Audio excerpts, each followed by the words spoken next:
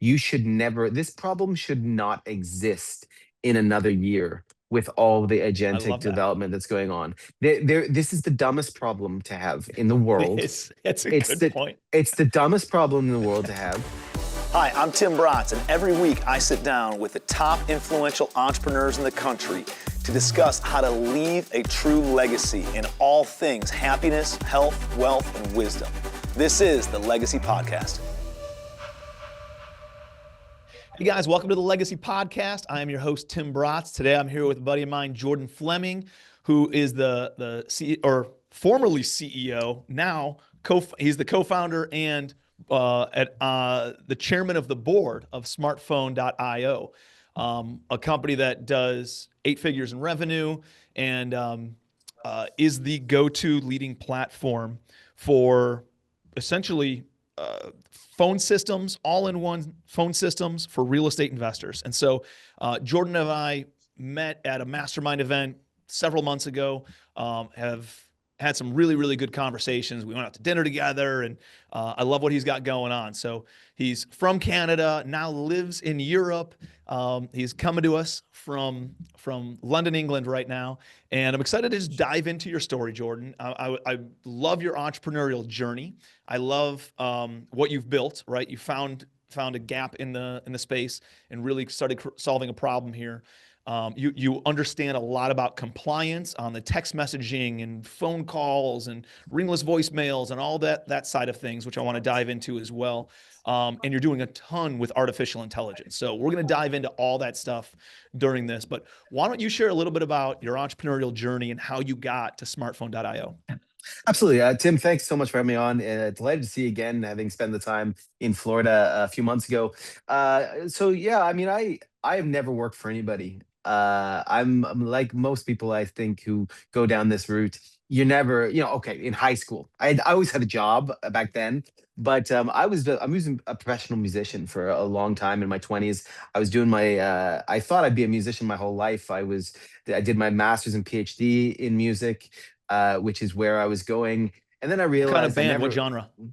So I was actually a classically trained musician. I was conducting orchestras, writing music for string quartets, things like that, and playing heavy metal on the side. But right, and as a session musician, all that. But what I realized was, coming out with a PhD in music, I didn't finish my PhD, I should say, because I just realized my only option here is to teach at a university. And that Good I point. was teaching, doing my PhD, I was teaching undergrads, and I hated I liked the teaching bit, but the politics, working in an environment just wasn't for me. So I jacked it in and I started my first business, and I never had another, and then that's never gone back.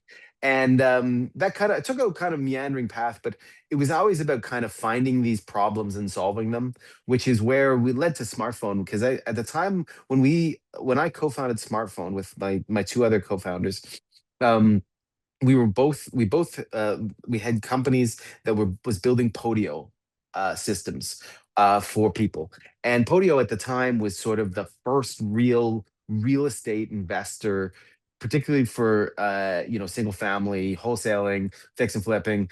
It was the first real kind of takeoff CRM tool that Mm-hmm. was flexible. And now, of course, there's a whole bunch of them. But at the time, Podio became this sort of thing. And we were building a lot of systems. But the friction point was there was no friggin' phone system that actually connected. And I met my co founders. They're very technical. I'm very sales and marketing. And, they said, hey, we should work together. And I said, I got this idea for a phone system for Podio. And we launched Smartphone. Were you doing real Um, estate investing? no, no, You were just working I like, was I was I was working with investors. I got was it. building their systems, Ah, and over the course of the last decade, I have worked with hundreds and hundreds of investors, like in their offices, helping them refine their processes, and as such, learned a shitload about real estate investing. mm-hmm. And started to dabble after that. But at the time, it was just I was building the systems, and there was a huge friction point. And in order to get really good, for the investors, in order for those systems to really sing, we saw there was a gap there, and we created Smartphone and launched it just to Podio to begin with. And that alone, that integration took us to a couple $1 million in annual revenue, Wow. because there was such a defined need and such a defined kind of market for it. I love it, man. That's wild. And what year was that? That was 2017 where we launched it. That's awesome, man. And 2017. so you get to a couple $1 million pretty quickly with Podio. It starts integrating into other CRMs and stuff too. So explain exactly, what does smartphone do? Yeah. So smartphone is an all-in-one phone system. That means your inbound, outbound, text messaging, calls, voicemails. We've got a four-line power dialer. We've got video calling.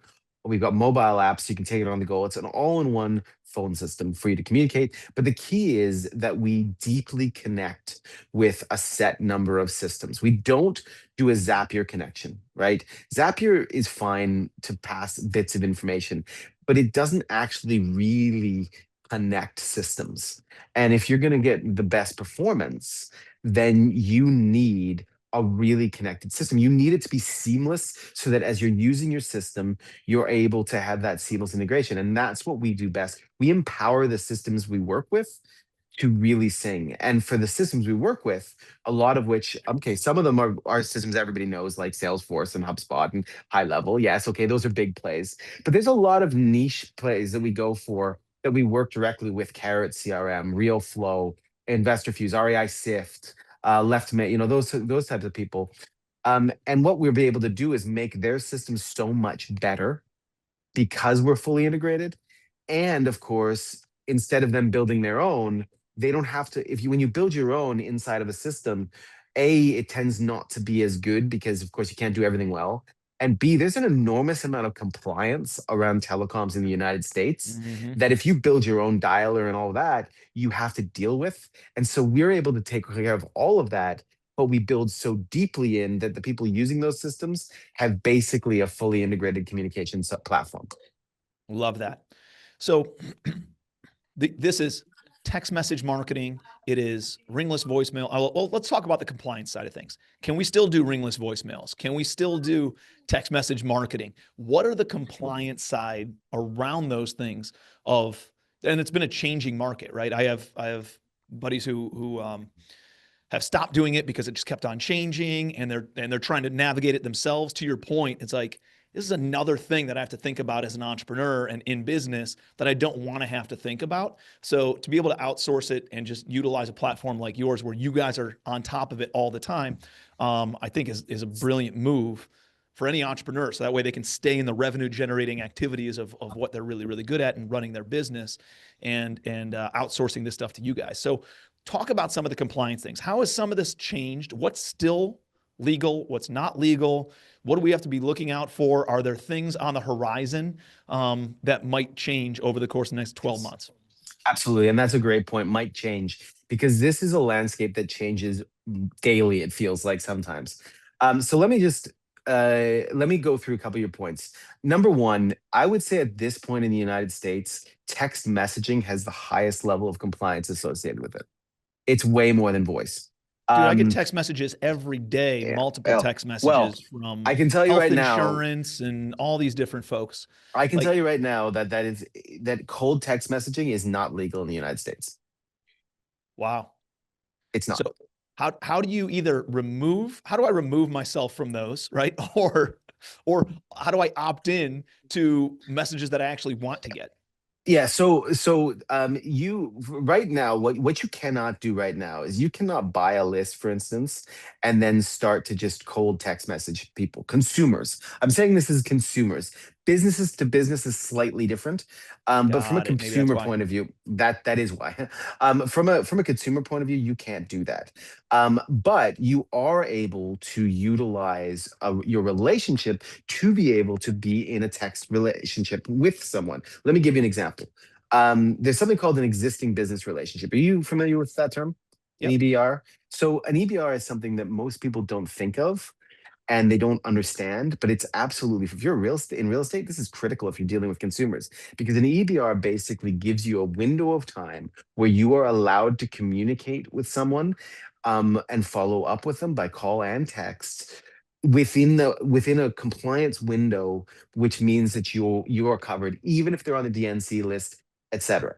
And And that this is because and it's similar in like a capital raising standpoint, right? It seems like it's very aligned with like the SEC guidelines of, is this a someone you've actually met with and had a business conversation with to be able to raise capital from them instead of just cold calling them, right? So it becomes a warm connection.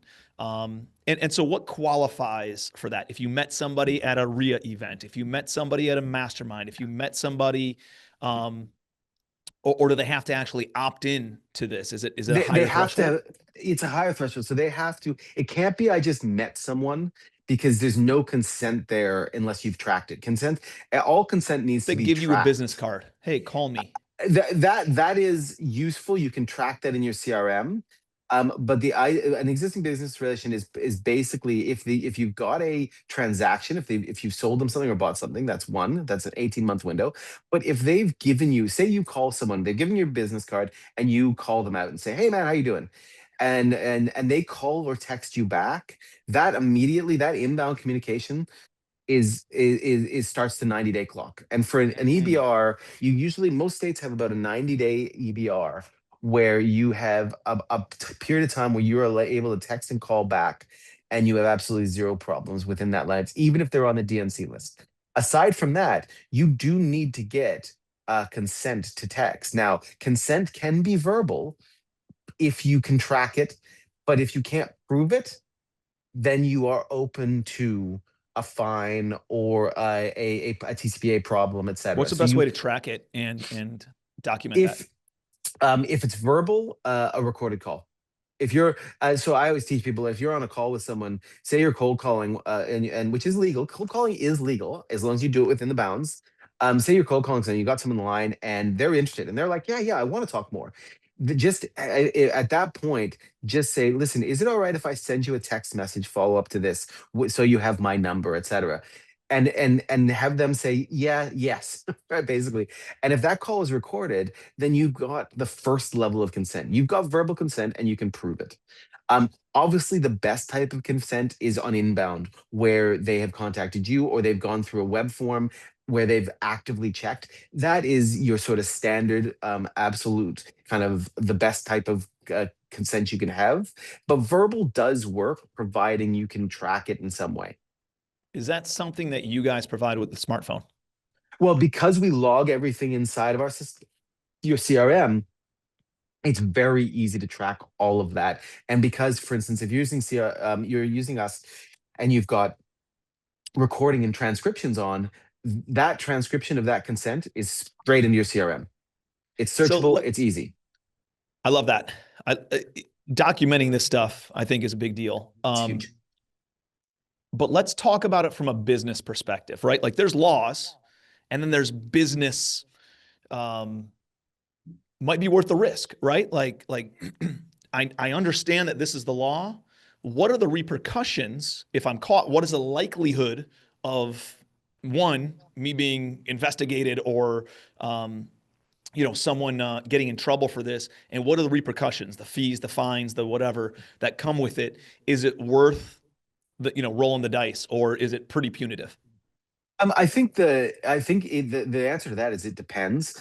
One of your biggest things from a business perspective, in my perspective, isn't so much the money, right? Because a fine is a fine, right? And if it's a $1,500 fine, you may decide that risk, the likelihood of the fine, and now it's $1,500 per infraction. So say you send 2,000 texts Yeah. It starts adding up. Exactly. it Well, adds up that's real what quick, I was trying to right? go at. And It's like, I've had customers get 100 grand fines mhm. easily. But there's a bigger risk to a business, and that is where your texting or calling gets shut off for a period of time until you can prove you get to open it up again. Now, Oh. okay, you could go to another system and start up another account and get going, but there's friction there, and there's then your numbers, they try and call you and their numbers don't work, etc. The biggest risk is the behavior to your business, in my perspective, isn't the money. That is a risk and it can add up. Well, it's the money It's in it's fines. It's not the money in fines. it's It's the the money money in in lost revenue. lost revenue. Mhm. That's your biggest risk in the and playing compliance. It's not that hard to put yourself in with enough safeguards that you are likely going to be fined, right? There's just little things. Here's one thing I always tell people to do. People don't realize that you need, as a business, if you're a business texting a consumer, Obviously, you need to have gone through HEP 10 DLC. We all know that you have to do that. Um, but you have to identify who you are, what your company is, and give them opt-out information every 90 days. Um, you can choose not to do that, and you may be fine. Mm. But what it often ends up happening, and this we get every week, we get like 3 or 4 of these for customers. The carriers are watching, they're analyzing, and they're going, wait a second. And then you get your text messaging shut off for a few days until we can open it up and show that you're doing this properly. That's a revenue risk. So Mm-hmm. take the little steps. Make sure that you've got your staff trained in how, if someone says, don't call me again, click that DNC button and our Mm-hmm. system will never call again. Right? Never lets you call again. If make sure that you've got your cadences of texts where every 90 days you're reminding them who you are and how they can opt out. These are little things that just put enough barriers in place that you're not going to be bothered. And to me, there's such small things to do to make sure that your revenue generating machine never pauses, which is Mm-hmm. what you want. Mm-hmm. This episode of the Legacy Podcast is brought to you by Legacy Family Mastermind. I know what you're going through. I know you feel stuck in small deals, trying to figure out how do you get to that next level. I know it's hard to raise private money for real estate deals the way that the economy's been over the past few years. There are probably properties in your portfolio right now that are either losing money or at best break even, and you're trying to figure out how to turn them into winners. Or you're thinking to yourself, dude, I just want to be able to go on vacation without my business all being on my shoulders. Not having the time freedom or the financial freedom that you thought real estate was going to give you, I see it over and over and over again. But I've got the solution to every single one of those. Legacy Family Mastermind. This is a group of high-level commercial real estate investors that can help you break through every single one of those bottlenecks and help you get to that next level. I mean, you know the saying that when the student is ready, the teacher appears. Here we are. If you are serious about scaling your rental portfolio, we are here for you. This is the group to do it with. We would love to help you on that journey and design the exact life that you want to design so that way you can live it to the fullest. The next step is simple. Just schedule a call with my team at the link below and we'll see if it's a fit, because I want to see you sitting at the table with our Legacy family. Let's go build some wealth together. Have you seen, like, I remember outbound calls, cold calling, like where it sends it makes 3 phone calls. Whoever picks up the phone first drops the other 2, right? And then Yep. your salesperson hops on the line. Have you found that outbound calling and text message marketing has gone up, has gone down over the past couple of years? Like, what's the data behind that? Outbound calling is still hugely strong. Outbound cold calling is still hugely strong. It's still a really powerful way of doing it, and it's still a very legal thing to do as long as you do it through the basics. You put the basics in place. Mm-hmm. Um, I am seeing more and more spend from a real estate point of view, though, trying to drive inbound leads. Where they're Well, spending on that's what I've seen as TV. well, and it Yeah. seems like there's so much of that trying to drive inbound leads, and maybe it's a compliance piece, but it seems to me like there's this laziness factor too of, hey, I think in business you need these phishing strategies where the leads come to you, right, where it's inbound, and then you need the hunting strategies as well where you're going out. And I prefer the hunting strategies because you can quantify it better, right? Like it's easier to measure, it's easier to track, it's easier to manage because there's real metrics behind it of if I make 100 phone calls, I'm going to get 5 answers, I'm going to get 1 contract, and I'm going to close, X number of deals or whatever it is. And I And you feel can like people scale have that gone up. away from that and gone over to the inbound lead marketing, which is more of a question mark or how many people are going to click through. You got to spend a lot of money on that stuff. And it seems like this new generation prefers that, but I think there's a differentiating factor. If you're willing to pick up the phone and get on a phone call and actually reach out and have a real conversation, that connection, that human interaction doesn't exist because everything's been digitized, everything's been automated. And I think you can really differentiate yourself if you're willing to go and knock on a door or pick up a phone and really connect with humans. I think you need a blend. I think the best companies I've seen that scale have a blend. They have a blend of those of good outbound with really high quality inbound generation. But outbound is still a hugely powerful thing.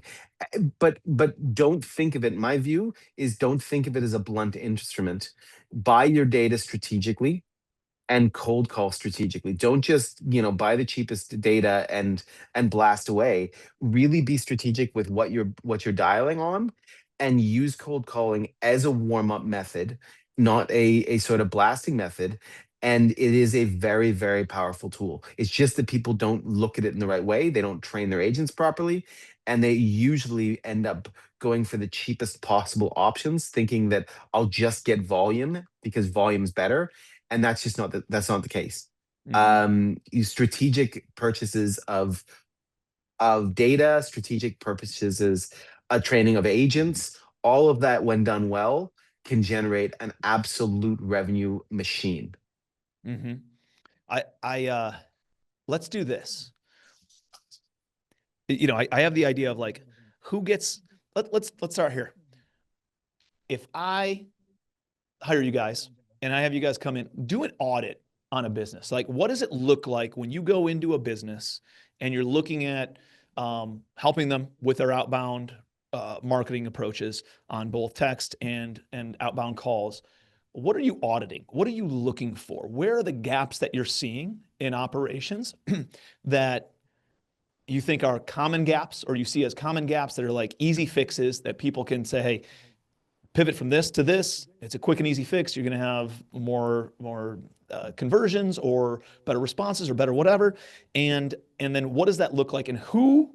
Let's start with that, and then I want to get into who gets the most.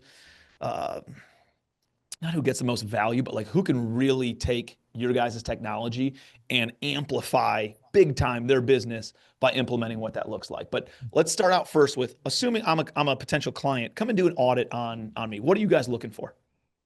Well, I so much so I wrote the book on that. I literally wrote a book on that, and because there are common problems, and number one is data. And that is both what data they're buying, but also whether that data is actually tracked properly and cleanly in their CRM. Mm-hmm. Dirty data is responsible for so many missed deals and bad relationships. The first thing I look at is their data. How's it getting in? Is it clean? Is it managed properly?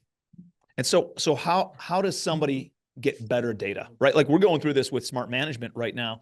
The reason we have smart management is because it's all shitty data, right? It's bad information, dated information, opaque information, and it's riddled with human error, right? Like it's riddled. Like how have you guys combated that, or how do you help clients combat that?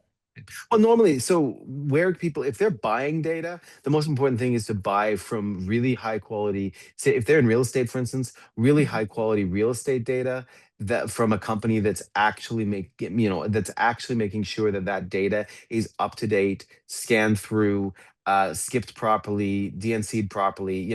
That, and unfortunately, that costs more money. Right. Mm-hmm. It's not the case that you can just get all of that for as cheap as possible.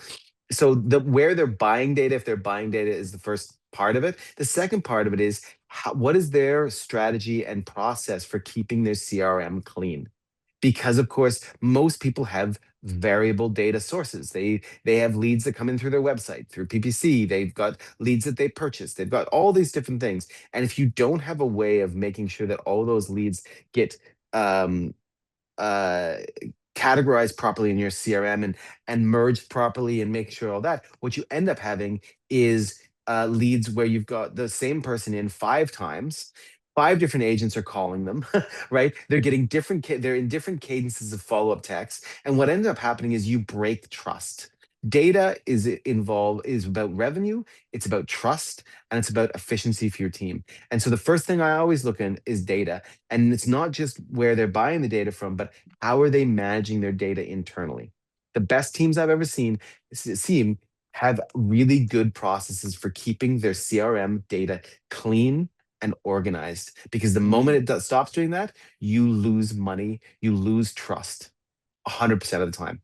So that's the first step I always go through with people. And people think that's weird. As for me, as a guy who owns a phone system, why am I talking about the data first? Because if you don't have that fundamental thing done, you can call as many people as you want. You're going to end up calling the same person 8 times in the space of an hour by 5 different agents. And guess what? They're pissed. They report you. You get a compliance violation. You've lost trust. You've lost a lead. All of that happens because your data wasn't managed properly. So Mhm. fundamental to me is that. I agree 100%, man. I mean, that's what we've seen, right, in the property management world too.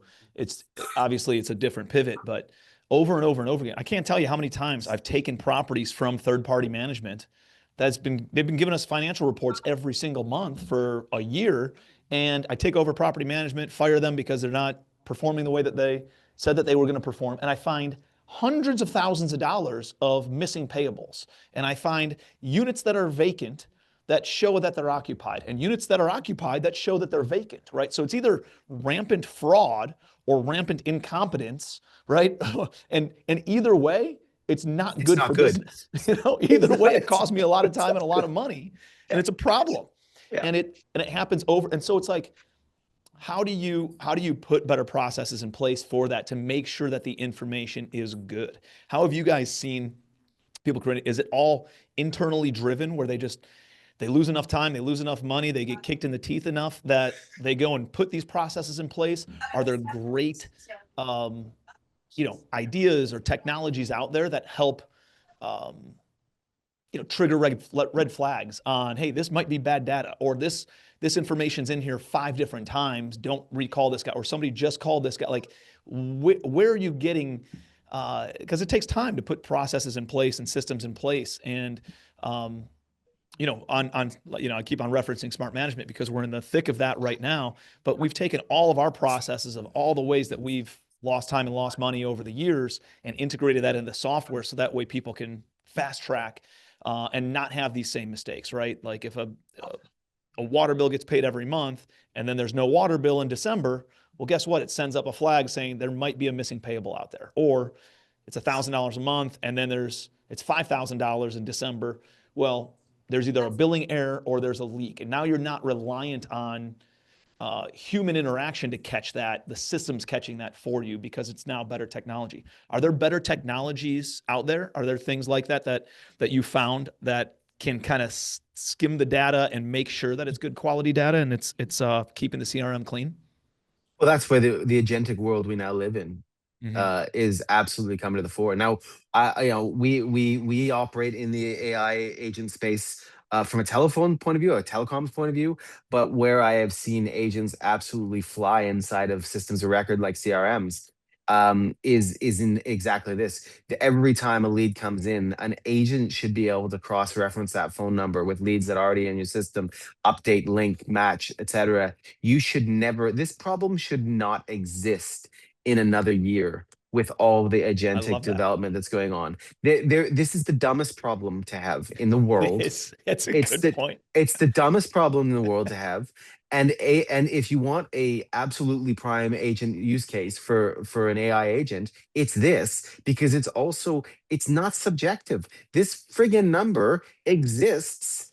Let's go figure out if this is the same person or not, right? Mm-hmm. So definitely AI is going to be your huge help in this. And if you're in an ecosystem like Salesforce or HubSpot or a high level where they've already got an agentic kind of structure in place, Salesforce's Agent Force, et cetera, then you've got the tools probably there. If you're in a smaller niche CRM, you may have to work with, that provider's probably building something very good, useful right now for you. But this is a dumb problem to have that should disappear with AI 100%. How have you guys implemented AI in smartphone?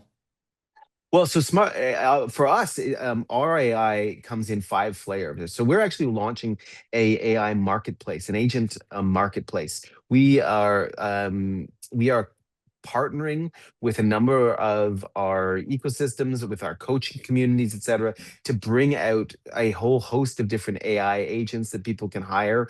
And we have To five make outbound basic calls? well, 5 different flavors: inbound calls, outbound calls, text messaging, call scoring, and live call coaching. Right, and this live call coaching is a great one for where you've got imagine if you have a sales trainer who can be listening to every single call and coaching the person on the line. Hey, slow down. Hey, ask more, you're talking too much. Ask a question and listen to the answer, right? Those sorts of coaching. So we've got an AI agent marketplace that we've been launching right now. Those 5 capabilities. Outbound is a big part of this, but it's outbound with constraints because you cannot, one of the things about AI and the agents is you have to build the right safeguards around this so that the agents don't do something that's going to open you up to risk. For Mm. instance, something people don't think about is, yourself, if you're dealing with a stressed landlord, right? A stressed, you got someone who's in debt. They got a house. They're probably likely to reach out to you on your website at like 2 in the morning when they can't sleep and they stress, like that. Now you could build an agent that every time someone submits a phone call, a form, they get called within 2 seconds. Absolutely, a direct callback by an AI agent who can talk to them. Great, we do that, but you have to build safeguards in because if they do submit that form at 2 in the morning, you cannot call them. Right? Yeah. You cannot call them. Especially from a Because bot, right? right? Two, Well, 202. but this is really important. These safeguards are things people get really excited about the possibility, but they forget some of these basic safeguards. Another safeguard you've got to build into agents making calls is no ability to make an offer. Tim, you've used ChatGPT, right? Yeah. You've used it, right? You'll have noticed a few months ago they came out with a model that was so obsequious in its praise of you that like when you asked it to do something and then it would come back to you and it'd be like, Jordan, you are so right. This is the smartest thing anybody's ever said to me. I'll do that right now, right? We've all had that experience with ChatGPT where it's like, I'm like, dude, you could calm it down. I don't need you to like I'm good, but Jesus Christ. But the problem is a lot of these agents they're designed to please. Imagine if you don't build the right safeguards in and you've got an agent and the homeowner that you're talking to, that the ad agent's talking to says, could you give me 300,000 for this property? And the agent goes, yeah, I think we can make that work. Right? But Let me I'm give not you kidding. more. Like, Let me give you 310. right? Yeah, but with three, but the problem is if you don't build in the safeguards around these systems, you have to build the agents. Not only do you have to train them, and you can train them beautifully. We've got some breathtaking examples of voice agents that we have in our platform. Not only you have to train them, you have to give them access to certain tools, but you have to give the guardrails to make sure that they are not able to do things that are going to impact your business. And that may not be sexy, but it's something that everybody has to think about as they're unleashing the idea of agents into their business. The upside's great, but protect yourself from those bits. What if you give you an agent the ability to interact with your CRM and the agent decides that it wants to get rid of this data because it needs to be cleaner and it starts deleting phone numbers? Mm. Right. Those are guardrails you have to be able to put up. And that's part of a mature AI understanding and a Mm-hmm. mature ecosystem and infrastructure for an agentic flow that most people who are getting real excited don't really think about. And it's our job as platform providers to be thinking about it. Yep. Yep. No, man, that's great. And you've kind of alluded to this multiple times and mentioned it multiple times, but it's not just the revenue that you can get, but it's also the de-risking of your operation by utilizing platforms like smartphone and stuff that are thinking about this in advance of us as people who are in the weeds, getting after it and doing the work in order to go out and drive business. Dude, we're so mindset focused on generating revenue. We're not thinking about the downside risk, and to have something that's a CYA in place where somebody's making sure that you're doing it the right way and double checking everything and keeping you inside the guardrails of compliance, I think it's like an insurance policy in my mind. And they're just guardrails. It's like people freak out about this, but they need to not freak out about it. You just need to put the right guardrails in place. And Yeah. there's a lot of room to maneuver in those guardrails. The problem is if you don't have guardrails, there's a lot of room to go off piece, like go off nuts and open yourself up to massive problems and liabilities. Who would you say are the avatar clients that you've worked with that you've been able to come in, say, hey, here's what you're doing, here's what we could help you out with, and like the ideal avatar of like being able to take their business and explode it because of smartphone? Like who are those types of operators, real estate investors that you're like, dude, this is a layup of an opportunity for you to call us and us to be able to come in and take you to the next level? It's definitely, my view of, particularly, let's just take real estate investors, for example. My view of the real estate investment community is you've got sort of 10% that are unbelievable players, like just crushing it, building hugely, like 10-figure business, like really amazing people. Yeah. That's a very small minority of people. Mm-hmm. You've got probably 60% of investors that I would, and I mean this without any disrespect, but are getting off the ground, maybe hopefuls. They're either, maybe they're just getting started, or maybe they do one or two deals, but they're not really a serious business yet. And then you've got that sort of 30% of what the sweet spot is for me, because those are the people who are trying to scale a business and not, not just kind of do a deal here or there, but are looking to build an actual valuable business. And they may be doing that with a variety of different models. They may be doing a few fix and flips. They may be doing some wholesaling on the side. They may be doing a buy and hold strategy, or land, or short-term rentals, or whatever. But they're trying to build a portfolio. And those are the ones where when we can connect your communications with your systems, that's where magic happens, and that's where acceleration happens, for people who are serious about building it, serious about training their people properly, and serious about building the systems that accelerate and don't just manage. That's our sweet Yeah, spot. that makes a lot of sense. I think it's, when you're just trying to get off the ground, man, it's just chaos. Let's just try to make something happen. You don't need all the CRMs. You need to, like, one, have the mindset in order to go out and do the work and deal with rejection and deal with failure and keep moving forward and keep getting back up as you get knocked down, and just pick up the phone and make calls and be messy and be sloppy and, like, create something, create momentum, right? Get something moving. And that's where most people fizzle out. They just don't have the staying power in order to do that. Once somebody gets to a point, and I remember vividly, I was there probably 12, 13 years ago of, dude, I got something figured out, right? I know I have a proof of concept. I know that we're doing $1 million a year or 800,000 a year or whatever in revenue, because there's somewhat consistency in deal flow, but at the same time, it's not like I still have these feast and famine cycles, right? And because I turn on the marketing, and then I got so much deal flow that I'm like, turn it off, right? Let's work the deals.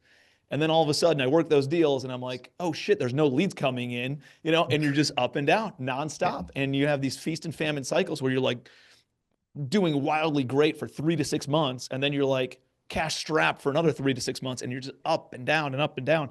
And this creates consistency, right? I think one of the biggest problems that I find with folks in that regard is staying consistent all the time on the revenue generating activities. Even when you don't need more private money, you need to be going out and reaching out and talking to people about raising private money and investing in your projects. Even when you have too much deal flow, you need to be going out and prospecting for deals, talking to motivated sellers every single day in order to keep the momentum going. Because as soon as you lay off, the water pump, right? Now you're like, oh man, all the water goes back down into the well, and you got to start pumping it again. And it takes 60, 90 days in order to fill up, the momentum again. And so you can't let that momentum go away. You just need to pump on the water every once in a while, every day, right? Every week, making sure that things remain consistent. And if, like me, I'm consistently inconsistent, so I found ways to hire people who are consistent and to get systems in place that are consistent and keep us consistent on those activities that really make sense. And that's what, in my eyes, what Smartphone does for folks is it remains and maintains the consistency as you're looking to scale up your business, and ensures that your acquisitions team has deal flow and has that working. Have you ever used this for raising capital? No, no. And so we're Smartphone, certainly as a company, Smartphone is bootstrapped 100% of the way. We've always been bootstrapped, and I suspect we always will be until the point we sell the company. Well, I mean, from a standpoint of operators who are looking to go and raise private money, Oh, Could yeah. could I use this in order to go and reach out to a bunch of accredited investors and pull a list and do outbound marketing to them? Absolutely. Absolutely. We see that all the time. We also do, we also see a lot of people using our platform to interact with their buyer networks as well, if they've got, for that. But accredited, absolutely. People who use it, I would say daily to do both from a raising capital point of view and also from a disposition point of view. This Hmm. is not just acquisitions. People are, and again, because you want to track every single communication. Yeah. You want to make sure that everything is tracked, and that is as true for your if you're reaching out for private money, or if you've got a buyer network that you're trying to make sure you're keeping engaged, right? That because if you let your buyer network go cold, you got to warm up again. And some Yep. of them aren't going to want to hear from you. But if you've got a method for communicating with them, if you've got a method of doing that, then you're going to be able to maintain that consistency with them as well. Love it. It's yourself. You know, starting a business is easy. Scaling a business until it's a real business, that's the Hmm. hard bit that not everybody can do. Hmm. And systems, processes, and structures are a universal truth. They're needed, and that's all there is to it. Anyone who says that they're not is full of shit. Yeah. Because if you want to scale a properly valuable asset, a business that's really got value in itself, that can grow and not just be something you do every day, then you need to put in place the structures that will let you do that. And Hmm. whether it's a $1 million business or a $20 million business, you have to have that structure in place: people, processes, and systems. Love it. That's it. I agree. I agree 100%. I want to pivot before we close out and understand your entrepreneurial journey, right? I think, as a real estate guy, especially getting into tech, um, Welcome I to the always Cub. saw Silicon Valley. I saw all these people making all this money. I saw all these unicorn companies going to $1 billion and people exiting and guys that weren't any smarter than you or me, right? Making a boatload of cash in the tech space. And I always thought, I can't get in the tech space because I don't know anything about tech. I didn't go to school for coding. I wasn't born in Northern California. I didn't know any. And what happened is I became an expert in one vertical, in one niche, which happened to be multifamily real estate investing. And tech experts reached out to me and said, hey, man, we can build a technology around automating this and automating that and putting better systems and processes and things in place and automations in place in order to better manage these deals. I need your expertise in this industry, Tim, and your influence in this industry to then promote it, but we'll build out the tech and we'll bring half the money and we'll do it super efficiently. And it's been an amazing, amazing journey and an amazing partnership. But I've also seen buddies get burned bad in tech because they try to outsource it to international developers Yeah. and they keep on writing checks and they don't have a minimum viable product, or it's really is minimal and there's zero depth to it and there are millions of dollars into it and they've gotten burned in that capacity. What's been your journey in getting into the tech space, developing tech? You guys bootstrapped it, so did we on our side of things. But I'm having conversations in that we're raising some capital now and having certain conversations with venture capitalists and then traditional retail investors and understanding the dynamic of what each of them are looking for, with also the intent of understanding what is the exit strategy in 5 to 10 years from now of a strategic buyer coming in, a private equity coming in, somebody who's just looking and chasing annual recurring revenue coming in and buying us. What has been your experience in getting into the tech space, building a tech business, and then building it for a future exit? So 100%, the driver for me getting into the tech space was before I owned a consultancy. And when you have a consultancy, you're selling time, and there's a finite amount of it. And no matter, like, I couldn't scale as a consultancy because the end of the day, everybody wanted me. Mm-hmm. They didn't want the people I hired. They wanted me. Mm-hmm. And so I was selling time, and I was beholden to it. My driver to get into the tech space was to build a smartphone operates without the three co-founders on a fundamental day-to-day level 100% of the time. Love it. Like, I don't have to be I like now, particularly now that I'm chairman, no longer see. I was CEO for the first 8 years from when we started to March of this year. Now I certainly don't have to. But even towards the end of when I was a CEO, I was only working 5 hours a day maximum. Um, because my goal with going into technology was to build a business that was scaled that had nothing to do with me. Mm-hmm. That I didn't have to run, because technology businesses are built on fundamental principles, and if you put in place those core principles, then you should that business kind of runs, and it's true. And so that was like, definitely that's my driver. And what I've found with technology is just an amazingly scalable business model. It is just a hugely scalable business model because you're no longer selling time. You are building a product which thousands of people use on a daily basis. We've got over 2,500 companies using our platform on a daily basis. And that's companies. That means tens of thousands of individual humans, because of course each company may have 10 people using it, using us on a daily basis. And I probably know personally 5% of those companies that I've met or talked to.